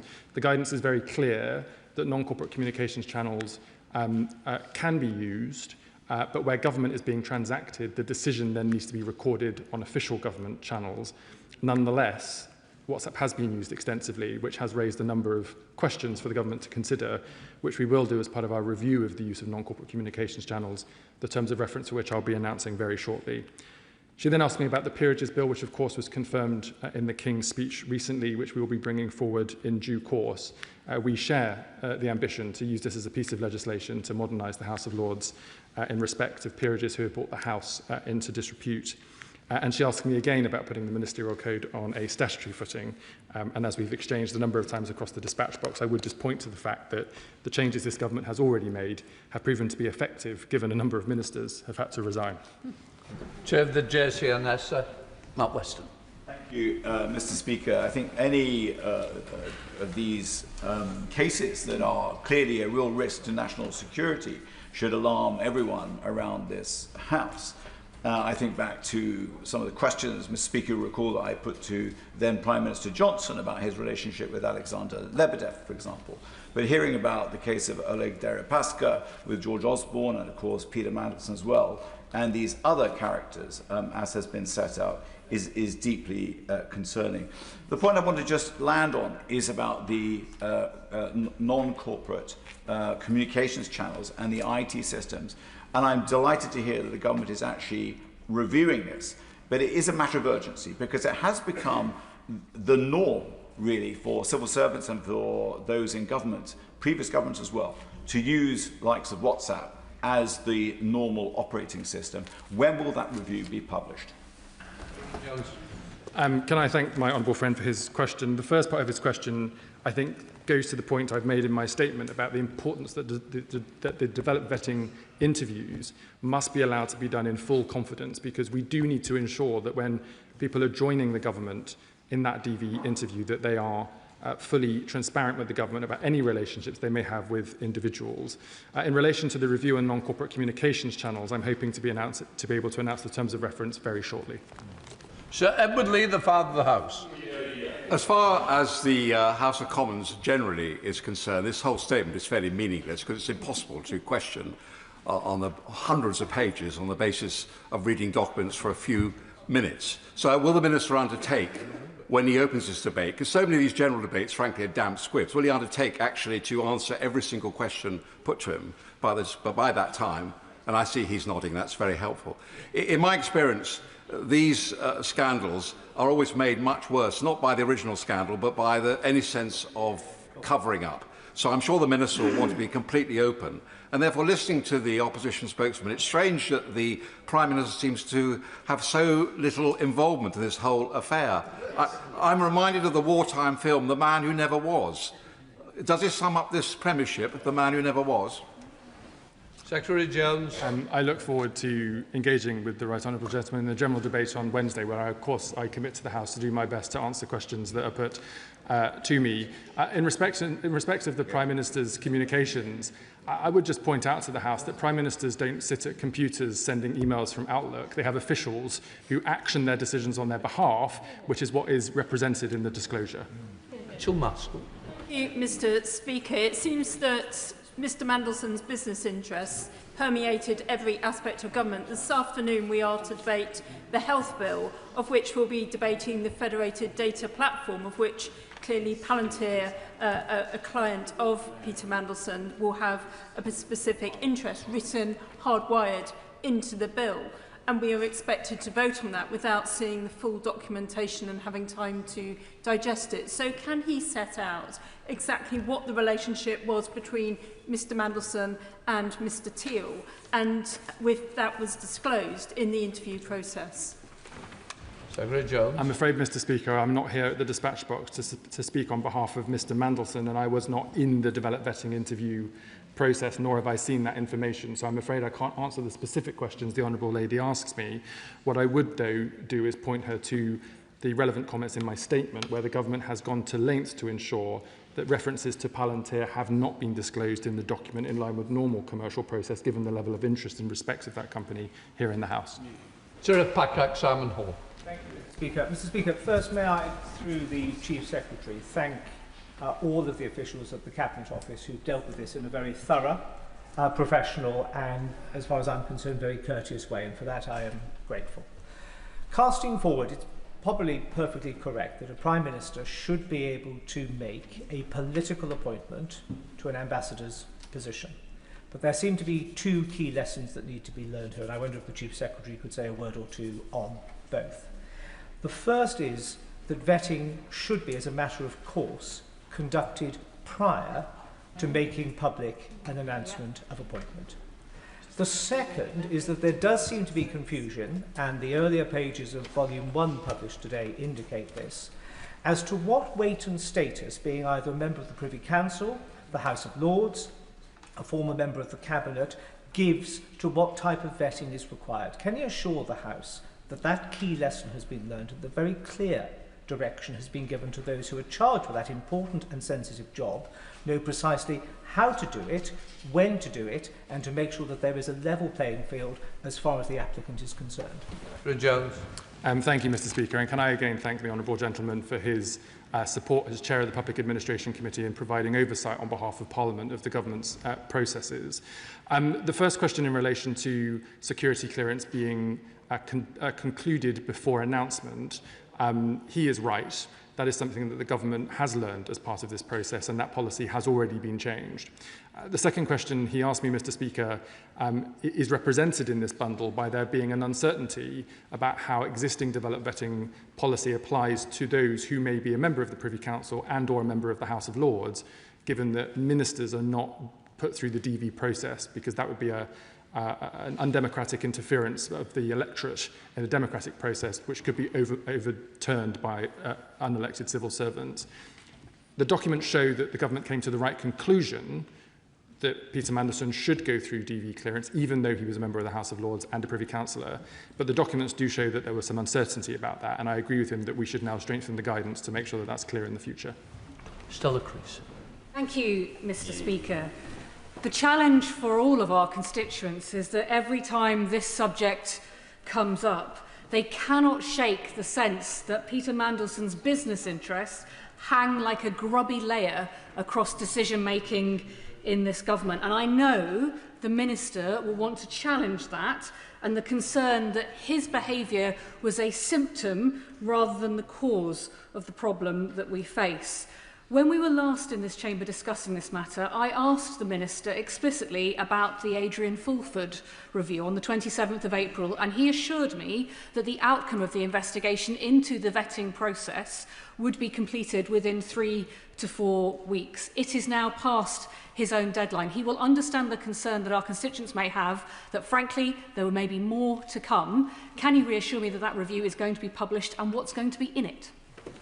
Secretary Jones. The Honourable Lady is right to pull me up, Mr Speaker, that review has not yet concluded in the timescale that I had hoped for initially. Adrian Fulford is conducting the review at the moment and knows that we want to be able to report on it very shortly. I can't tell the House what's in it yet because I've not seen it, but as soon as I've received it, I will return to the House. Thank you, Mr Speaker. The documents show that in July 2025, Peter Mandelson contacted Number 10 to suggest that the Prime Minister should make time to meet Peter Thiel while he was in London.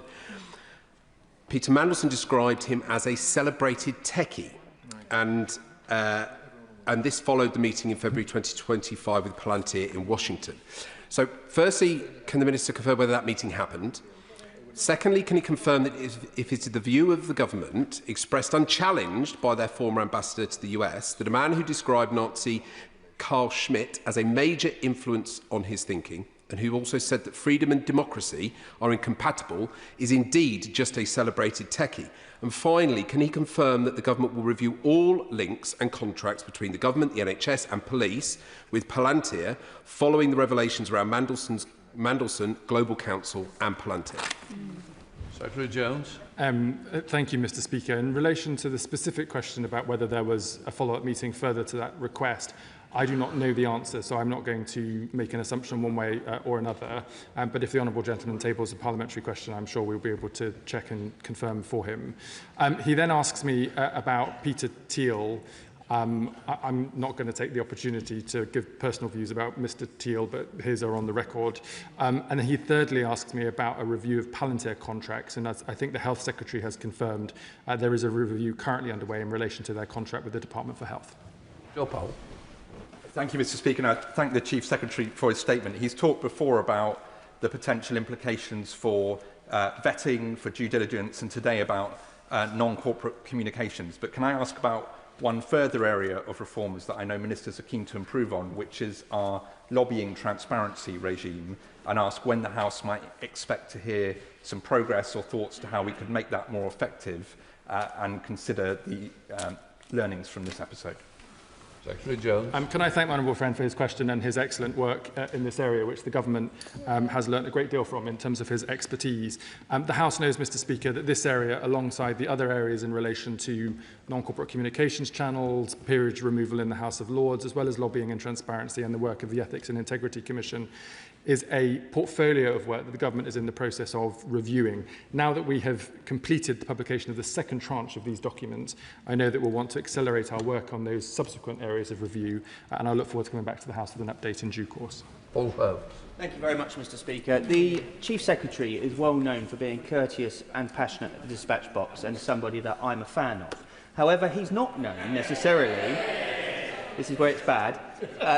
He's not known necessarily for answering everybody's questions when they ask them. So in relation to the question laid by the Father of the House, asked by the Father of the House, can I ask him whether he will commit to opening the debate on Wednesday and, with the leave of the House, close it so that every member of this House can ask him the questions? Well, I'm very grateful to the honourable gentleman and wouldn't want to displease a fan with inadequate performance from the dispatch box. I can tell the House, Mr Speaker, that we have considered whether I should open and close the debate on Wednesday, which would be unusual. Instead, what we've decided is that my colleague, the Paymaster General, will open the debate. I will be here for the entirety of the debate, and I will certainly do my best to answer all the questions in closing. Morgan McSweeney's name copied into so many messages. These disclosures show us the need to return to the role of Labour Together. Could the Minister confirm whether any third-party redactions relate to any figures associated with Labour Together? And now that its former director has left his seat in this place, will the Minister tell us when we can expect to see a full and independent investigation into the activities of Labour Together? I refer the Honourable Lady to my previous answer at the dispatch box in relation to calls for an investigation into Labour Together, which is a privately owned organisation outside of government and public service.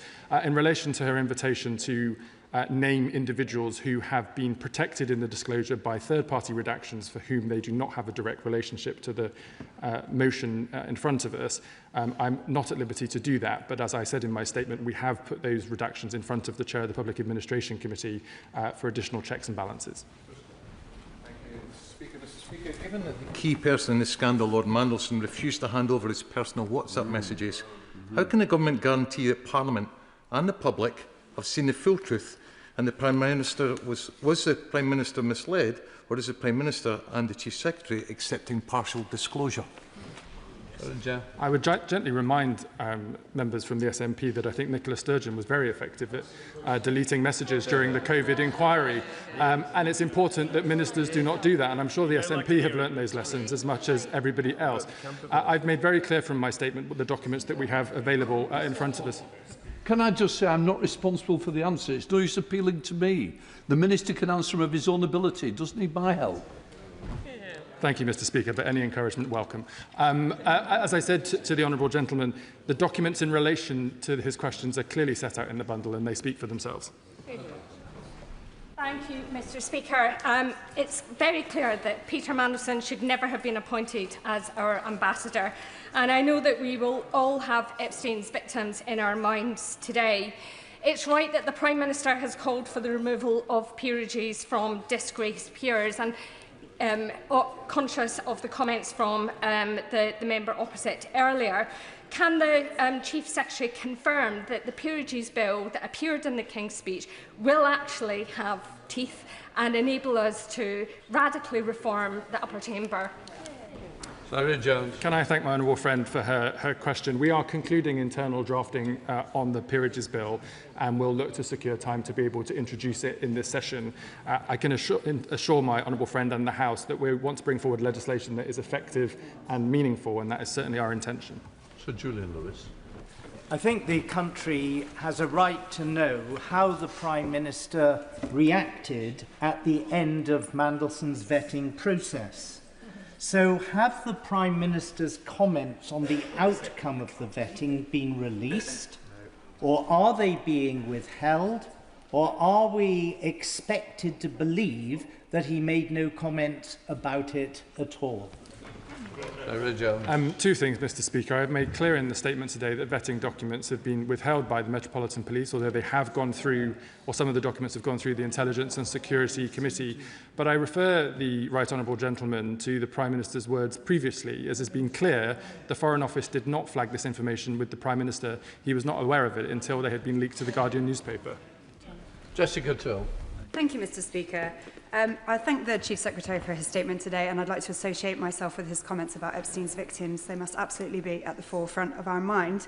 But a significant amount of material in this tranche was reviewed by the ISC, and so would he be able to tell the House what steps officials took to ensure that any documents relating to national security and our international relations have been shared with the ISC?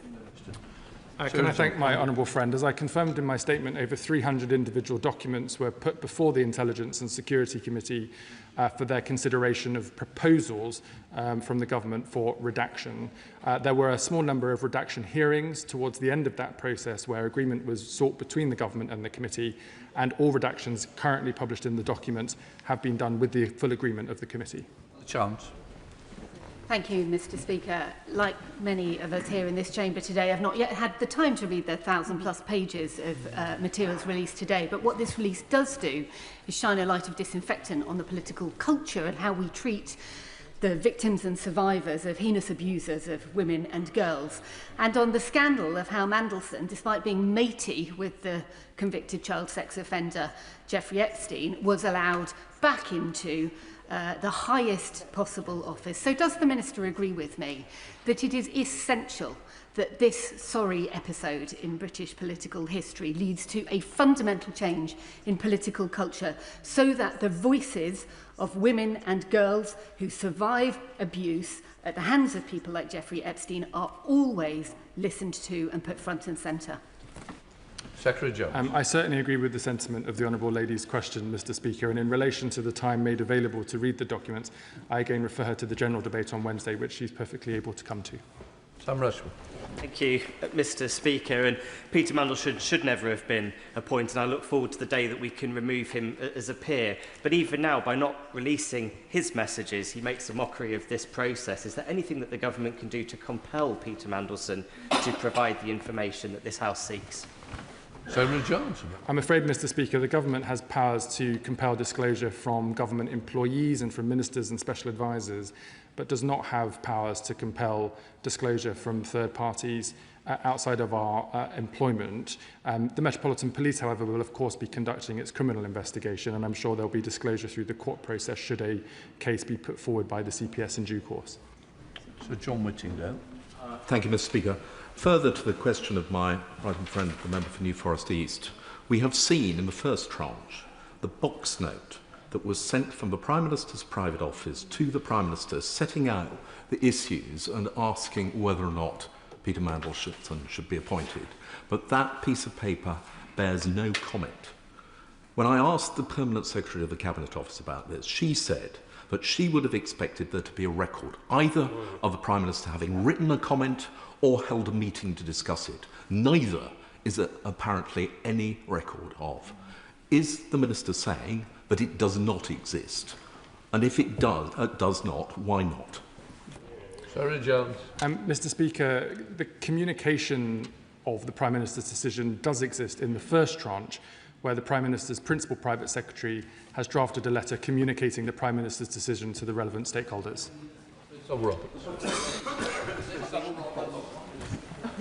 Thank you very much for that. All of us have a significant amount of reading to fully understand how the good friend of a convicted sex offender was rewarded with a top job. But it remains obvious that Epstein's victims simply weren't on the radar of the boys' club in control at number 10. Now, the Minister can come to his place again and again and again, but how does he justify that culture that was in power at the time? I would just gently point out, Mr Speaker, that number 10 isn't solely occupied by men. There are very senior women who work in the Labour Party and the Labour government as well. But in relation to the sentiment of her question, which I agree with, it is important that we have a diversity of view, a diversity of input into decision-making process wherever decision-makers are, whether in government or business or elsewhere. Thank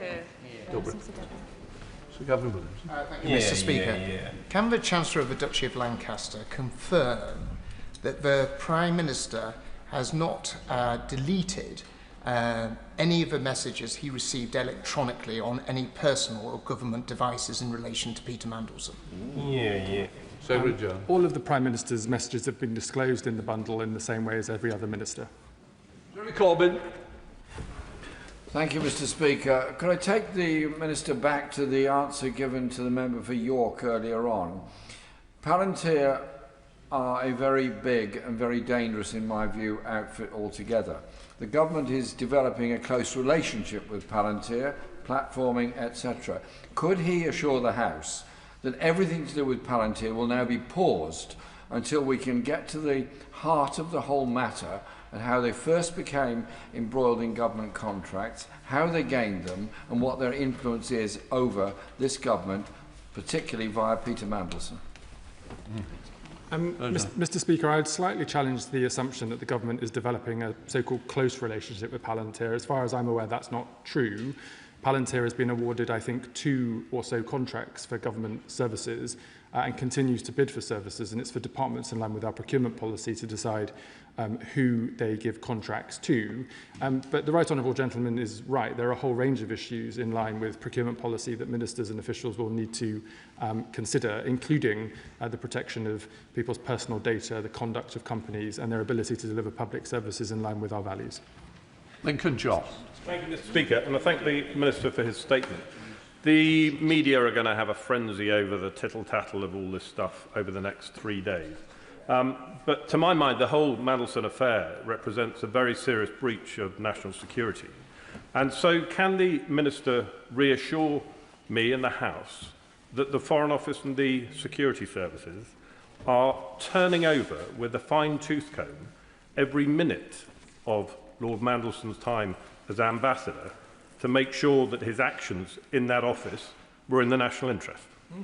Secretary Jones. Mr. Speaker, I can confirm, as I think I have from the dispatch box before, that officials are conducting that review of documentation, but also making sure that through the review being conducted by Sir Adrian Fulford, we avoid these situations happening in the future, in particular with departments to have the right to not take the recommendation of UK security vetting when appointing people to develop vetting status. Josh Bobrin. Thank you, Mr. Speaker. In the 1,500 pages published today, I was staggered to find that the victims and survivors of Jeffrey Epstein's crimes are not referred to in any of the documents dated before Peter Mandelson's appointment. The only reference to Epstein's victims here is an email sent after Mandelson was sacked. Victims and survivors should never be an afterthought, and they clearly were in this case. So how will the government ensure that the trauma of Epstein's victims and survivors is never betrayed again? Secretary Jones.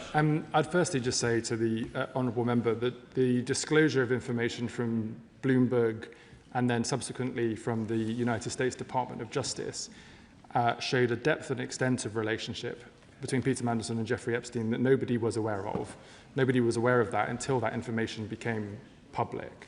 That, though, doesn't excuse the point he makes in his question, and he's right, as I have said at the start of every statement from this dispatch box in relation to this issue, that whilst we debate all of these procedural issues about WhatsApp or security vetting or who was given a job on what basis, at the heart of this is the most atrocious crimes unimaginable to all of us from Jeffrey Epstein in relation to many, many young women and girls. And we know that this is not just contained to Jeffrey Epstein, but violence against women and girls is sadly a more widespread issue that the government is working hard at trying to tackle in line with our commitment to halve it over the course of this Parliament. Windball. Speaker, the central figure in this entire saga is someone who enjoyed a cosy relationship with ministers at the heart of this government, and yet he's refused to hand over his mobile phone. And the government, many of whom he had as close friends, seem to have simply accepted that refusal. So does the minister really expect that this House can believe that full transparency has been achieved when Mandelson continues to be able to pick and choose what evidence he allows us to see? Minister. I share the Right Honourable Lady's sentiment. The government doesn't have the legal power to require the disclosure of Peter Mandelson's device. As I said in earlier statements, there are other powers available, for example, to the Metropolitan Police and others, should a criminal investigation proceed to a CPS case being put before the courts, and so it may become more clear in the future. But the government has done everything it can to ensure that we've provided full disclosure in compliance with the humble address. Cummins. Thank you, Mr. Speaker. Volume 2, Part 3, page 243.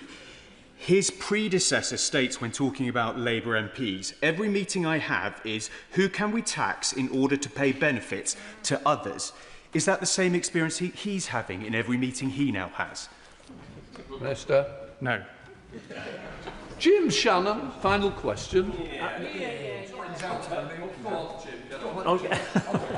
Mr. Speaker, thank you. Can I, Chief Secretary is obviously, and he is very well liked and by myself in this House, and we appreciate his honesty in his answers, if maybe not all the information we're seeking. I very gently would remind the Chief Secretary that for the general public, these continued delays are being viewed as obstructive, and the goal for this government must be to show that no one is beyond scrutiny and accountability, and that any further delay or redaction will not help to reach that goal. So will the Chief Secretary undertake to ensure that these delays end, the materials released, and the general public are assured that we are all accountable for mistakes and lessons have to be and must be learned? Thank you. Darren Jones. I thank the honourable gentleman for his question. He knows, because I've said repeatedly at the dispatch box, that I take the role of Parliament very seriously in relation to holding the government to account, and as a former Select Committee chair, in particular the role of Select Committees, as well as the statements and questions we can undertake on the floor of the House. That's why I have gone to lengths to ensure that the Intelligence and Security Committee, the Public Administration Committee and the Foreign Affairs Committee, as the lead committees in relation to this issue, have been given as full and as transparent access to the process and the documents as I've been able to make available, and why I've secured additional time for members to be able to ask further questions on Wednesday. Final question, Charlie Jewett. Thank you very much, Mr. Speaker. In Volume 2, Part 1 of the documents released today, pages 115 to 116, there is an email from Ollie Robbins dated the 16th of September 2025, in which he writes to another senior civil servant in Downing Street saying that he has still not yet seen potentially crucial documents in relation to the appointment of Peter Mandelson. Now, that date is important. It is the same day that Chris Wormholt, the former Cabinet Secretary, wrote to the Prime Minister saying that all appropriate processes had been followed in appointing Peter Mandelson. Can those two things be true? Can appropriate processes have been followed if Mr Robbins himself hadn't seen these potentially crucial documents? Secretary Jones. It's an important question, Mr Speaker, but a question that I'm unable to answer, given I was not privy to those discussions at the time. And maybe if other select committees are able to ask questions in the future, they might put that to the relevant people. That completes the statements. We'll let the front bench change over.